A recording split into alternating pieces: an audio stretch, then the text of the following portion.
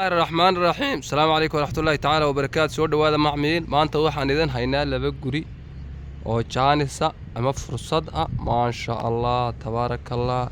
labadan guri waxay ku yeelan Hargeysa gaar ahaan xaafadda Jigjigayar maasha Allah tabaarakallah maasha Allah. macmiil guriyahani waa afar jiif fadhigii cuntadii iyo qolkii dibadda mid walbaaba mid walba waxaa la siinayaa 6 baa laga bilaabay.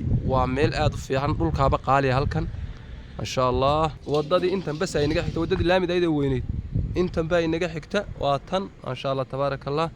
wax yaroo aan laba balood baa inaga xigo si kala jeeda ma sha Allah tabaarakallah.